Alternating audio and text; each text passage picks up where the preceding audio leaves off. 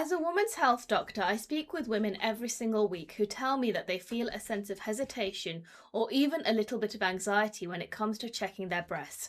Perhaps they aren't quite sure what they're looking for, or they worry they might do it incorrectly. If you've ever felt that way, please know that your feelings are entirely normal. It is very common to feel a little unsure. Today we are going to walk through this together, step by step, in a way that I hope will feel straightforward, supportive and reassuring. Checking your breast is not about searching for illness with a sense of fear. Instead, it is about building a quiet, comfortable familiarity with your own body. It's about understanding what is normal for you so you can spot any changes early and seek professional guidance with confidence. Lots of women also find it helpful if they have a partner, and their partner can also help them when they're doing their monthly breast checks. But in this video, we're going to be exploring three key areas. First, we will look at timing, how to choose the best time of the month to perform your check, and why our natural hormone cycles can change the way our breasts feel. Second, we will go through a gentle, systematic method for both looking at and feeling your breast tissue, ensuring you cover all the necessary areas without feeling overwhelmed. And finally, we will discuss exactly what you should do if you happen to notice a change, helping you navigate that next step calmly and clearly. Let's begin by discussing when you should perform your self-exam. Timing is incredibly important because our breasts are highly responsive to the hormonal shifts that occur throughout the month. If you're still having regular periods, your breasts will naturally go through a cycle of changes. In the days leading up to your period, progesterone levels rise, which can cause your breasts to retain fluid. This often makes them feel firmer, more tender, or even quite lumpy and swollen. This is entirely normal, but it's not the ideal time to do an exam, as these temporary hormonal changes can make it difficult to get an accurate sense of your baseline tissue. In fact, sometimes during the time before my period, I may notice a few lumps and feel like a bit scared. But I do just wait because this is not the optimal time.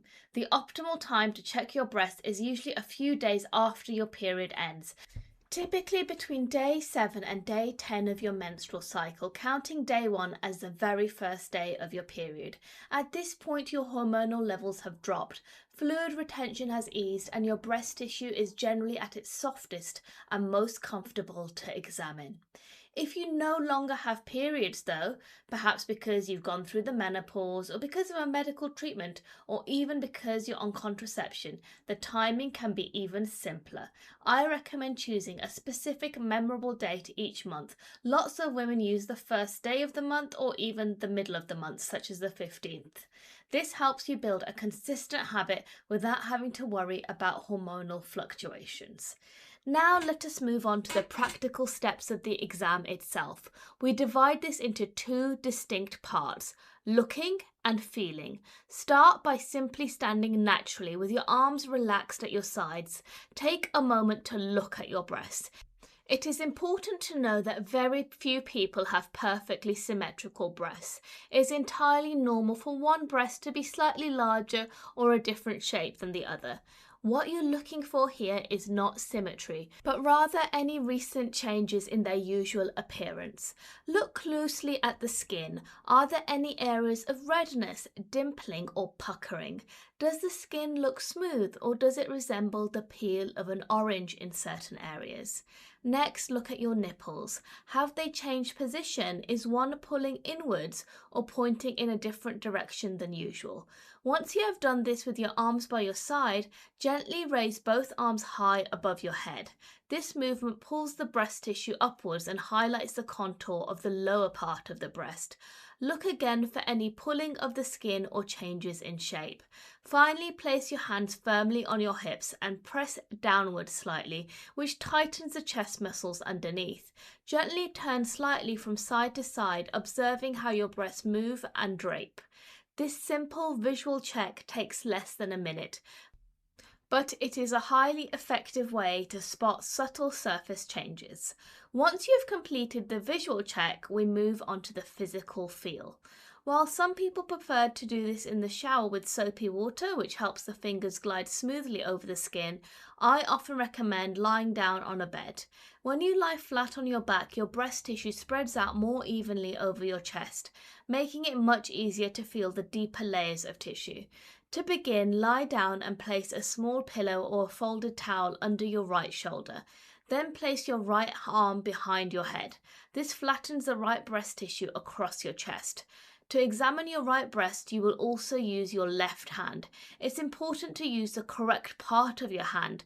Avoid using the very tips of your fingers as they are quite sensitive and can push the tissue away rather than feeling it. Instead, use the flat pads of your three middle fingers, the area between the tip and the first joint. When you feel the tissue, you will want to use the three different levels of pressure in each spot. First, use the light pressure to feel the tissue closest to the surface of the skin. Then use medium pressure to feel a bit deeper. Finally, apply firm pressure to feel the tissue closest to your chest and ribs. Using all three levels of pressure ensures you are thoroughly assessing the entire depth of the breast. As for the pattern, I recommend the vertical strip method, as research suggests it's the most thorough way to ensure no areas are missed. Imagine your breast is bounded by your collarbone at the top and your bra line at the bottom, your armpit on the side and your breastbone in the middle. Start in your armpit. Gently but firmly move your finger pads down towards the bottom of your bra line, using small circular motions about the size of a coin. Once you reach the bottom, move your fingers slightly inward towards your chest and work your way back up towards your collarbone. Repeat this up and down pattern across the entire breast until you reach your breastbone again. Please remember to include the area of tissue that extends from the upper outer part of your breast up into your armpit. We call this the tail of the breast, and it is a very common place for breast tissue to sit. Once you have finished examining your right breast, switch sides. Place the pillow under your left shoulder. Put your left hand behind your head and use your right hand to examine your left breast in exactly the same way. As you perform this check, you might wonder what you're actually feeling for. Normal breast tissue is not perfectly smooth. It naturally has a somewhat lumpy, uneven texture. Some doctors describe it as feeling a bit like a bag of soft beans or peas. This is simply the normal glandular tissue, ducts and fat that make up the breast. What you're looking for is a change that feels different from your normal texture. This might be a firm knot, a hard lump that feels like a knuckle, or an area that feels significantly thicker or more distinct than the surrounding tissue.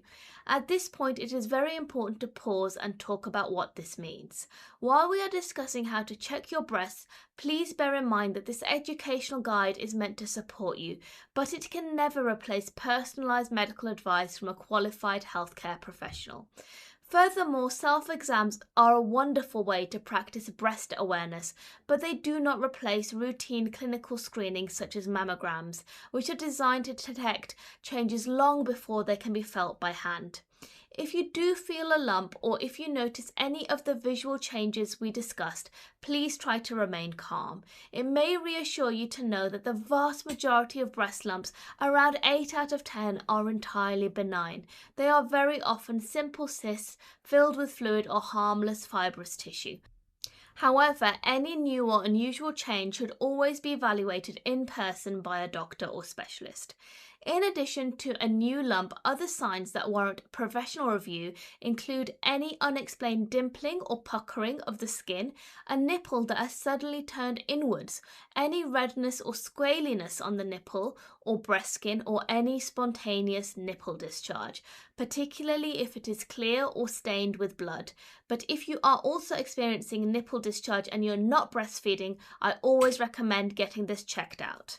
If you notice any of these signs, please book an examination appointment with your GP or healthcare provider.